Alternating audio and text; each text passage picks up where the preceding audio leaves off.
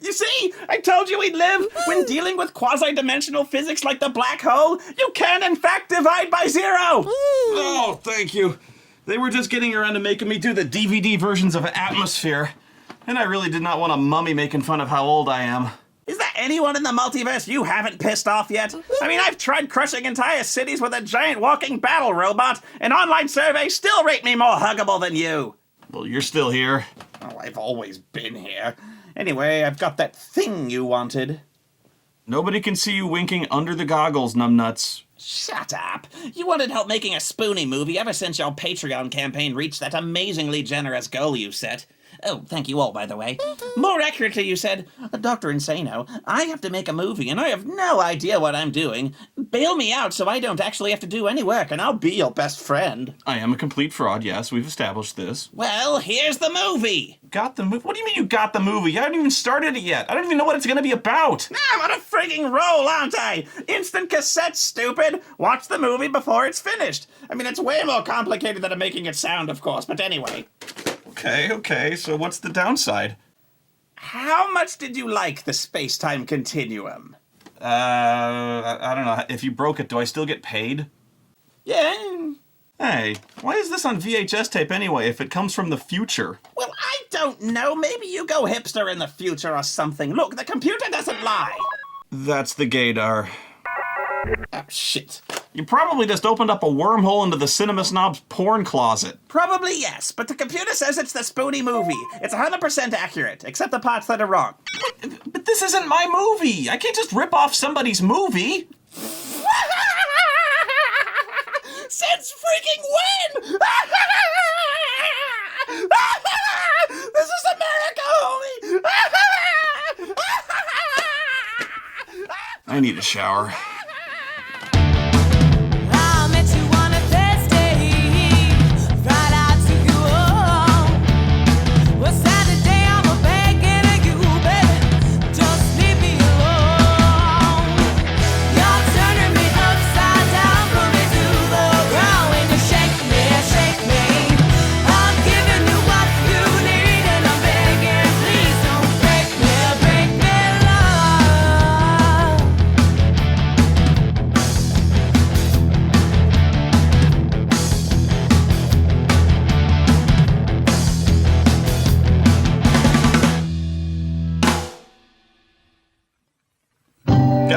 We now join our massacre already in progress. This really is the absolute first thing we see in the movie. Boom! Massacre! Do we lie, people? Huh? You're at the crossroads of your life. Crossroads of your life. A runner chasing dreams that could come true. Oh, come on! You can't have a massacre set to tender music. I thought you were legally required to use Drowning Pool. Already this is a bad sign because the only kinds of movies that do ultraviolence to gentle, uplifting melodies are either pretentious crap or some really fucked up shit. Of course, the massacre isn't really going on now, but they're showing us explosions and death up front anyway, so I'm leaning towards pretentious. Why would they do this anyway? Why spoil all the money shots from later in the movie? In fact, the very first thing you see in the credits is the very last thing you see before the end credits. This would be like having the first thing you see in Star Wars be the Death Star exploding just before the opening text crawl, or reveal Darth Vader's identity in the poster at episode 1. Ah, fuck you, Lucas. Like the pebbles on a beach. Wait, Robert Carradine? From Revenge of the Nerds? Oh my god! This must have been some psycho prequel in the series or something where the nerds are pushed over the edge from which there is no return. This adds a whole new dark spin on the series from the beginning when you know they've already killed many times before. Another chess move to make. This song is terrible. It sounds like the theme song for a parallel universe Cinema Snob. No, in this dimension I keep all my hair. And your old camera. That thing sounds like it's run with a diesel engine. Come on, man, go digital. Like hell I will. It's analog. It has a warmer sound. Hipster. Damn straight. And you stole my movie. Actually, there is another version of Massacre at Central High. It turns out that an alternate cut of Massacre at Central High was released in Italy under the title Sexy Genes, in which additional hardcore pornographic scenes were filmed and inserted into the film, including a rape sequence and a naked canyon sequence with Spoony. I'll take the movie, take it! Mere thought alone. It's a wonder the tape is able to contain footage that nightmarish and evil without bursting into flame. Hey, fuck you, Four Eyes! Not with all the lube in Vatican City, saxophone dick! How does he even know about that? Okay, so as we start, nothing has actually blown up yet, although it might be soon. Nazis love blowing stuff up. Did you do that? What did he do that? He is actively doing it! In red paint! You have literally caught him red-handed! Spoony, explain it, make it pretty, or clean it up. Oh, I can do a pretty swastika, normally very negative symbol, but if you brighten it up a little bit, do some happy little trees. Wait, Spoony? No good, Spoony. Oh my god, there's a Spoony in this movie. Spoony, get some soap. What the fuck, man? He even kind of looks like me with the hair and... It's freaking me out! You! What the fuck did you do to me? You know, they say insanity's doing the same thing, expecting a different result. And yet...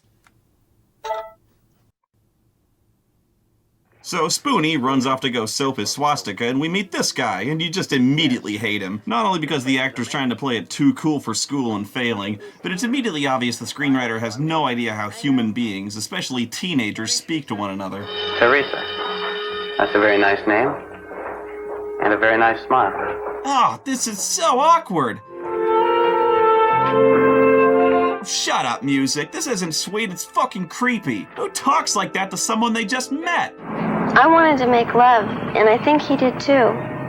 But he wouldn't, because of you. Would a fucking Martian write this? Oh, he's Dutch, same thing. Fucking Netherlands. What, you like the Dutch? They think they're so great, with all their... shit? Hey, Mark. Oh, hi, Mark. Oh my god! This student lounge at a public school is bigger and better furnished than most people's houses. This isn't a student lounge, it's a smoking lounge. I mean, check it out, it's got hardwood floors. I got it! Dutch waffles! Fuck Dutch waffles! Come to think of it, I don't even know what a student lounge is. I don't think my high school even had one, because I don't remember fucking lounging at high school. Certainly not kicking it with a Wall Street Journal on a red velour couch with my 3 other friends wearing tucked-in fucking polos, and one guy with an ugly Christmas sweater. You won't believe it, man. This place is a fucking country club. The story is that David just transferred in and discovers the whole school is being oppressed by the tyrannical regime of these 4 preppy white guys. Seriously, the whole school fears them. I mean, come on, the scariest one looks like what would happen if Fred from Scooby-Doo became a low-grade meth dealer. His old man built the school Olympic pool. The big guy has the worst posture. His gut sticking out, chest back, hands in his back pocket. He looks like a question mark. He's standing there like a big dumb blonde Urkel, which is weird since he looks like Dauber from Coach. Anyone? Coach? The show with Craig T. Nelson and... no? How old are you? You shut up! You shut up! I just had my birthday and I do not need this right now! I cannot believe the school is under the dominion of a gang that shops exclusively at Ralph Lauren. I mean, Spoony might have to put up with this, but can you imagine them trying to pull this shit on some Crips? Shit, Los Locos had kicked their ass. Los Locos kicked their face. Los Locos kicked their balls into outer space! Well, they would.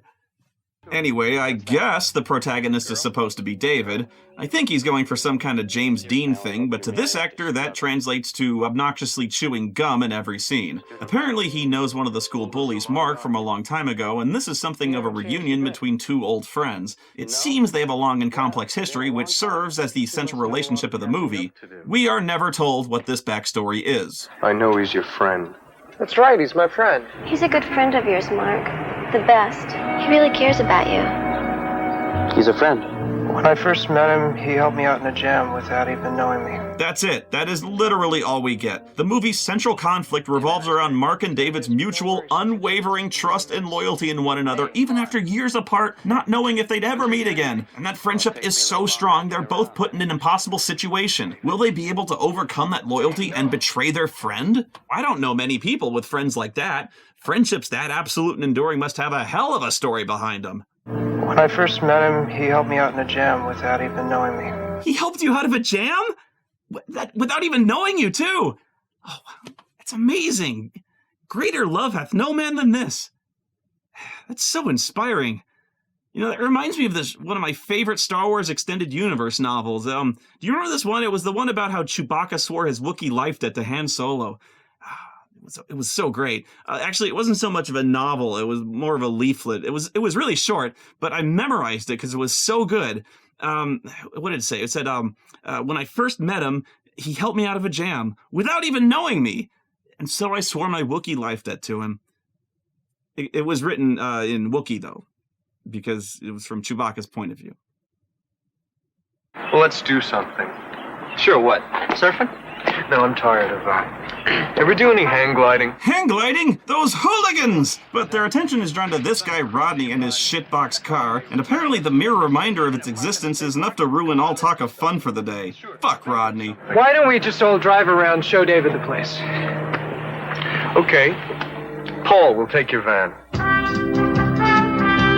Really? That's the music we're going with? This sounds like an educational film about sorghum. Hey, wait a minute. Shitty elevator music? Panel van heading towards the beach? It's Reb Brown! This is Captain America 3! Ah! Dude, actually that'd be awesome if Captain America stopped the massacre at Central High. You never see it coming. Bombs are going off, people getting stabbed, then completely out of nowhere. So how were they planning on showing him the place from the back of their panel van with blacked out windows? Whatever, there's Rodney in that fucking car of his. Let's get him! When was the last time this thing was inspected, huh? Looks to me like an awfully hazardous vehicle. I wouldn't drive this car in a million years. You better check it out. It's actually kind of funny how they're not so much bullying Rodney as Rodney's car. Yeah, we don't like your face, Rodney's car. Why don't you come back when you get a transmission? First, we better check the brakes. How about reverse? Good idea. Oh, this seems like a dumb idea since none of them are testing to see if their seatbelts work. I guess we'll see if the airbags work. Oh shit, it's the 70s. Oh god, the whiplash! I need a hospital to see if neck surgery works. David very quickly sees how widespread and violent the bullying has gotten, like in gym class when they force a stocky kid up a rope with a knife up his butt, and of course, the old reliable, the dreaded wet towel snapping.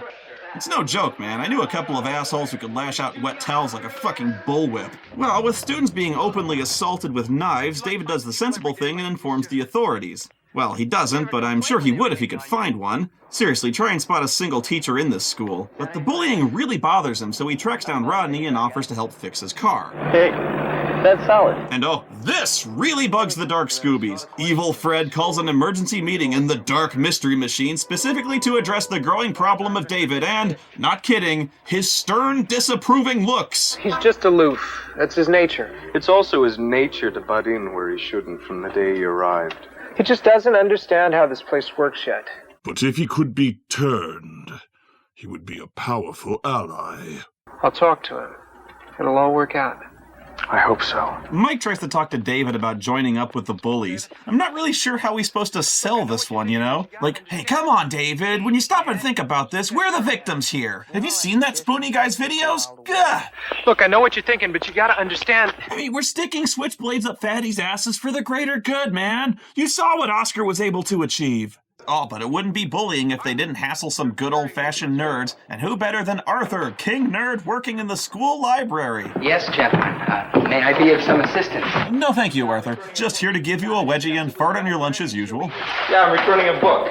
Certainly. I'm afraid it's overdue. That would be 20 cents. Oh, Arthur. Man. Just think about how often these guys come in here to hassle him, and yet he still says shit this stupid. Really, he ought to be overjoyed they returned a book at all, instead of just keeping it and tearing out pages and using them to roll joints. Another part of me wonders if the bullies checked out this book specifically to return it 2 days late, just to see if Arthur would be such an officious, oblivious, naive dork as to charge them 20 cents in late fees. If so, this scene is amazing. Please understand, I didn't devise the school's archaic policy toward overdue material, and I gain no personal financial reward from collecting the requisite funds, but... My God, shut up! The first Blue Power Ranger wasn't this obtuse. I mean, not to blame the victim here, but it's 20 fucking cents! Let it go, man! The library will survive somehow! I've known Arthur for 20 fucking seconds, and I want to kick this guy's ass! Whoa, and they don't just dump his books, they dump all the books in the library on him.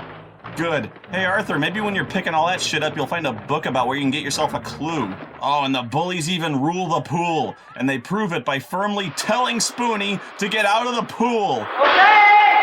Everybody out! Hey, Spoony! Out! So he does! Hey, gotta say, Spoony's in good shape. I need to start swimming again. Also, this Spoony has swim trunks with an S symbol on the left leg. He's got branded Spoony swimwear. That's a good idea. What the hell's the matter with all of you? You like this place the way they run it? No way. Look, man, to stand around here is a real bummer. Kind of a bummer, yeah. I mean, Mary and Jane here are getting gang raped, so their day's basically shot.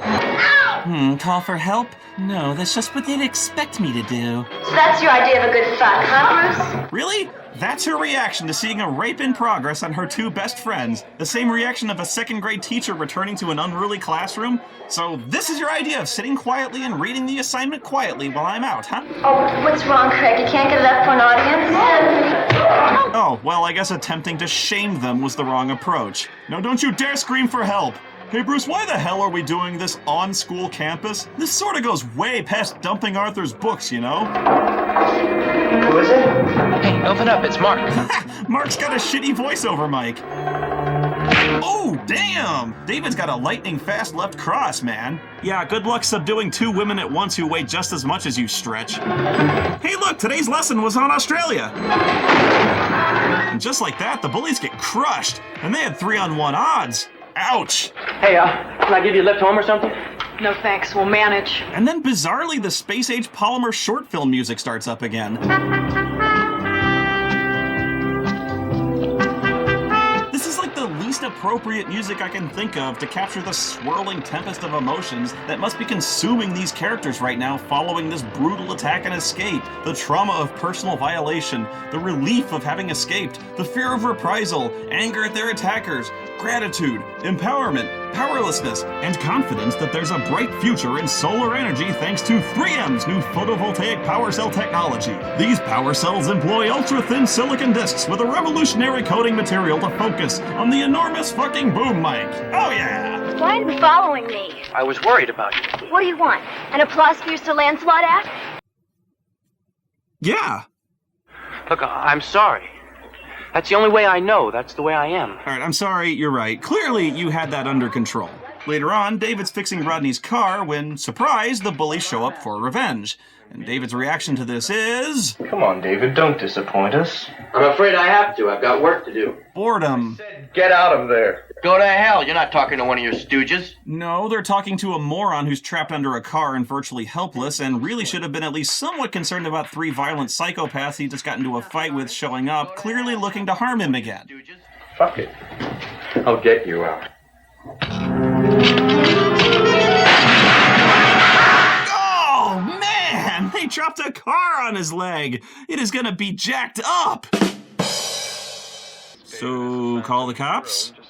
Nope. I wonder if he's learned his lesson. You bet he has. He was even too scared to tell him we're there. Maybe he'd be willing to join us. That's why he kept his mouth shut. Join you? I don't know, maybe. You think he's still mad? Hey, we could invite him to go hang gliding with us, you know? Well, he could go if he still had two functioning legs. Oh, shit, he's still mad, isn't he? Oh my God! The death of Frank Stallone. The next day, David, by complete chance, sees a note from the school janitor for Craig telling him the pool is closed for cleaning that night. And just like that, he's got a plan for the next murder, and it's as simple as flipping a light switch. Shit! These goddamn idiots. What the hell happened to the lights? Oh well, who the fuck needs them?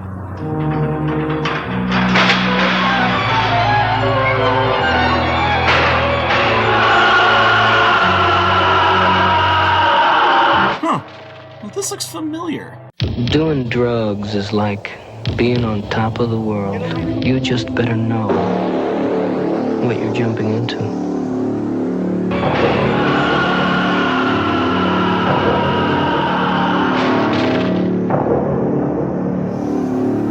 Okay, a few things. One, you're telling me that Craig is so stupid that he would go diving into a pool in completely dark conditions, even safely assuming that it's still full of water. There's all sorts of other pool shit that he could break his crazy neck on that may be floating beneath him. Two, David's entire plan hinged on Craig not just, going to turn the lights on, or noticing there's no water in the pool, or going home. Three, actually, it hinged on David just happening to find this note on a bulletin board, this one tiny folded half-page note from the janitor saying the pool would be closed. Not drained, closed. And the note wasn't for the entire school, by the way. It was addressed only to Craig, because fuck the other students, they can go jump in an empty pool like fucking lemmings as far as the janitor's concerned. But what are the odds Craig would have actually seen this? It was folded in half, and I'm sorry, but Craig doesn't exactly seem like the bulletin board checking type. Shouldn't the janitor have left this on the doors of the actual pool area where everyone going in could see it and not die like this? I mean, can you even call this a murder? All he did was turn the lights off before Craig even went in the building. And then I guess David just figures, fuck it, and subtlety just goes right out the window. Can you fly, Dobby? He's awfully strong for being crippled in one leg. Well, time for the Mystery Machine to explore the great beyond. And why is he unable to open the door from the inside? Oh, wait, it's gotta blow up. Oh, good. Now, this was realistic back in the 70s. It didn't take much for American vans to do that. And that's pretty much the movie, right? Sure, not as much Spoony as you were led to believe, but this is a pretty simple vigilante story. Hero fights the bullies, gets overwhelmed, but at the end overcomes the odds and systematically gets his vengeance on the gang, and at the end liberates the school. We're not done yet, and neither is Spoony. Now the movie gets weird.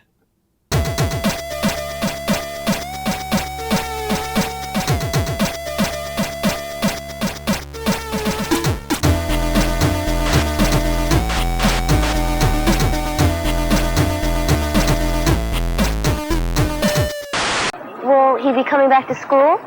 I suppose so. Is it a permanent injury? Must be, it was my car. Cast iron Ford's really heavy. Oh, yeah, heavy. Bruce, the guys are coming.